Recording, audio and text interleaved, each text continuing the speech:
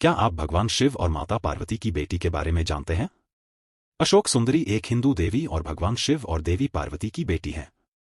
पद्म पुराण के अनुसार उन्हें पार्वती के अकेलेपन को दूर करने के लिए कल्पवृक्ष, एक इच्छा पूर्ति करने वाले पेड़ से बनाया गया था। उसका नाम इसे दर्शाता है। अशोक का अर्थ है दुख से मुक्त और सुंदरी का अर्थ है सुंदर। हिंदू शास्त्रों, विशेष रूप से पद्म पुराण के अनुसार अशोक सुंदरी की जन्म कथा काफी अनोखी है। ऐसा कहा जाता है कि भगवान शिव अक्सर अपने दिव्य कर्तव्यों में व्यस्त रहने के लिए कैलाश छोड़ देते थे, जिससे पार्वती को अकेलापन महसूस होता था। अपने अकेलेपन को दूर करने के लिए पार्वती ने एक बेटी की इच्छा की।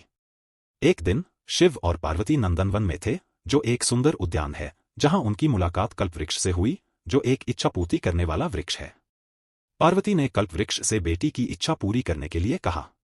कल्पवृक्ष ने पार्वती की इच्छा पूरी की और अशोक सुंदरी का जन्म हुआ। अशोक सुंदरी के जन्म का श्रेय पार्वती की संगति की इच्छा और उस इच्छा को पूरा करने की कल्पवृक्ष की शक्ति को दिया जाता है। अशोक सुंदरी की सुंदरता के वर्णन में उनके दिव्य और मनमोहक स्वभाव पर जोर दिया गया है। उन्हें अक्सर एक दिव्य चमक बिखेरते हुए वर्णित किया जाता है, जो उनके दिव्य मूल को दर्शाता है। उनकी सुंदरता केवल शारीरिक ही नहीं है, बल्कि आध्यात्मिक शुद्धता का भाव भी रखती है। वर्णन में अक्सर उनकी कमल जैसी आंखों, चेहरे और हाथों का उल्लेख किया जाता है, जो शुद्धता और सुंदरता का प्रतीक है। उनके पैरों को कभी कभी लाल कमल के समान बताया जाता है। उन्हें कभी कभी सुनहरे रंग के रूप में चित्रित किया जाता है, जो उनके दिव्य स्वभाव को और उजागर करता है। अशोक सुंदरी की कहानी में उनकी अपनी शक्ति और अपने भाग्य की पूर्ति पर जोर दिया गया है, लेकिन पार्वती की भूमिका महत्वपूर्ण है, खासकर उनके आरंभिक सृजन और उनके द्वारा प्रदान की गई शरण के संदर्भ में। जब अशोक सुंदरी को राक्षस हुंडा से खतरों का सामना करना पड़ा, तो वह अपने माता पिता के निवास कैलाश पर्वत पर शरण लेने के लिए लौट आईं। यह कृत्य पार्वती की रक्षक के रूप में भूमिका को उजागर करता है। यह समझा जाता है कि दिव्य मां के रूप में पार्वती हमेशा अपनी बेटी के लिए मौजूद रहेंगी। उन्होंने अपना प्रारंभिक जीवन दिव्य क्षेत्र में बिताया, विशेष रूप से नंदनवन जैसे स्थानों में, जो एक दिव्य उद्यान है। शिव और पार्वती की पुत्री के रूप में वह उनके दिव्य निवास कैलाश में निवास करती थी। हुंड नामक एक राक्षस उस पर मोहित हो गया, लेकिन उसने उसके प्रस्ताव को अस्वीकार कर दिया और नहुष से विवाह करने की अपनी नियति का खुलासा किया। हुंड ने छलकपट का प्रयोग किया, उसे पकड़ने की कोशिश करने के लिए खुद को छिपाने की कोशिश की।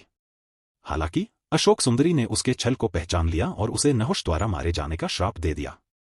हुंड ने नहुष को एक शिशु के रूप में अपहरण करके उसके जीवन में हस्तक्षेप करने का भी प्रयास किया। ऋषि वशिष्ठ की देखरेख में पले बड़े नहुष ने अंततः हुंड का सामना किया और उसे हरा दिया, जिससे श्राप पूरा हो गया।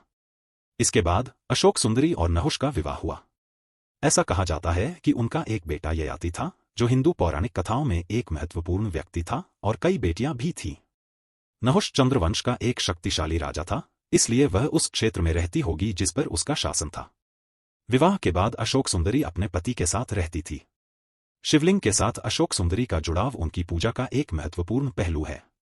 आमतौर पर यह माना जाता है कि अशोक सुंदरी की उपस्थिति शिवलिंग के उस क्षेत्र से जुड़ी है जहां चढ़ाया गया जल बहता है। विशेष रूप से जिस आउटलेट से चढ़ाया गया जल बहता है, उसे अक्सर उनका स्थान माना जाता है। यह स्थान प्रतीकात्मक है, शाब्दिक नहीं। यह ऊर्जा और आशीर्वाद के दिव्य प्रवाह से उनके संबंध को दर्शाता है। शिवलिंग भगवान शिव और देवी पार्वती की संयुक्त ऊर्जा का प्रतिनिधित्व करता है। उनकी बेटी के रूप में अशोक सुंदरी स्वाभाविक रूप से इस दिव्य प्रतिनिधित्व में एकीकृत है।